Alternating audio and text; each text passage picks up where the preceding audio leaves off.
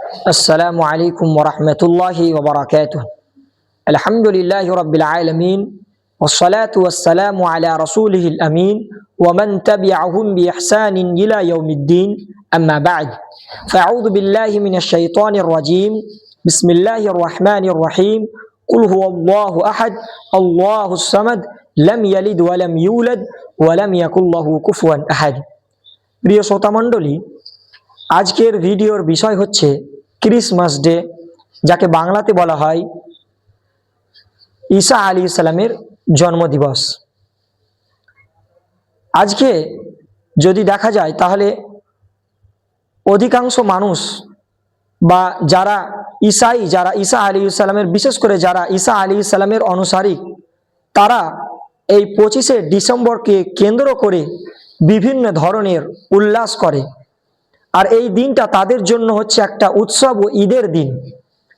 কেননা তাদের এটা আকীদা, তারা এটা বিশ্বাস করে যে ঈসা আলাইহিস সালাম এই 25শে ডিসেম্বরের দিন জন্মগ্রহণ করেছেন, এবং তাদের এটাও আকীদা যে ঈসা আলাইহিস সালাম হচ্ছেন আল্লাহ রাব্বুল আলামিনের পুত্র, আল্লাহ রাব্বুল আলামিনের সন্তান। নাউজুবিল্লাহি মিন যালিক।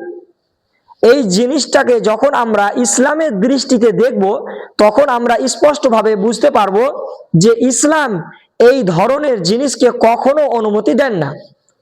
কেননা যে ব্যক্তি আল্লাহ রাব্বুল আলামিনের ব্যাপারে এই ধরনের পরিকল্পনা রাখে যে আল্লাহ রাব্বুল আলামিনের সন্তান হচ্ছে ঈসা আলাইহিস সালাম, বা এই ধরনের যা কিছুই সেই আকীদা রাখবে বা যা কিছু সে পরিকল্পনা করবে, বিশ্বাস করবে এই ধরনের কথা, তাহলে সেই ব্যক্তি যেন আল্লাহ রাব্বুল আলামিনের সঙ্গে শিরক করলো, আল্লাহ রাব্বুল আলামিনের সঙ্গে অন্য কাউকে শরীক করলো।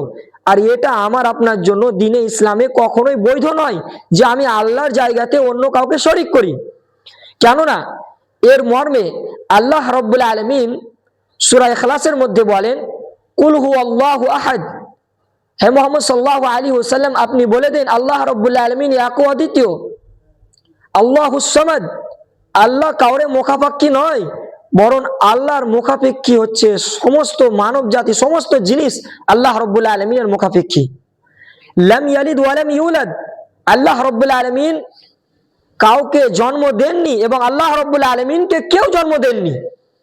ওয়ালাম ইয়াকুন লাহু কুফুয়ান আহাদ। এবং আল্লাহ রাব্বুল আলামিনের সমতুল্য কেউ নয়। এছাড়াও আরো কোরআনের মধ্যে অনেকগুলো আয়াত আছে, যে আয়াতগুলো থেকে স্পষ্ট বুঝতে পারা যায় আল্লাহ রাব্বুল আলামিন না কাউরে সন্তান, না আল্লাহ রাব্বুল আলামিনের কোনো সন্তান রয়েছে। কিন্তু এখনকার সমাজে যদি দেখতে পাওয়া যায়, তাহলে মুসলমানের একটা বিশাল বড় একটা দল এই ধরনের রোগে সম্পৃক্ত রয়েছে।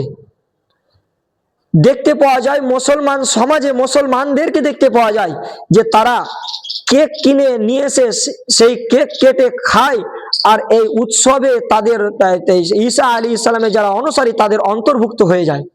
কিন্তু এটা আমার আপনার জন্য কখনোই বৈধ নয় যে আমি মুসলমানের বাড়িতে জন্মগ্রহণ করে আমি একজন বিদআতীদের কাম করব, এটা আমার আপনার জন্য কখনোই বৈধ নয়। আমি শেষে আল্লাহ রাব্বুল আলামিনের কাছে দোয়া করি, হে আল্লাহ রাব্বুল আলামিন, তুমি আমাদের সকলকে এমন কাজ করার তৌফিক দান করো যেটা আমাদের দ্বীনে ইসলাম আদেশ দিয়েছে, আর এমন কাজ থেকে আমাদেরকে বাধা প্রদান করো যেই কাজ দ্বীনে ইসলাম আমাদেরকে করতে নিষেধ করেছেন। আমিন। ওয়া আখিরু দাওয়ানা আলহামদুলিল্লাহি রাব্বিল আলামিন।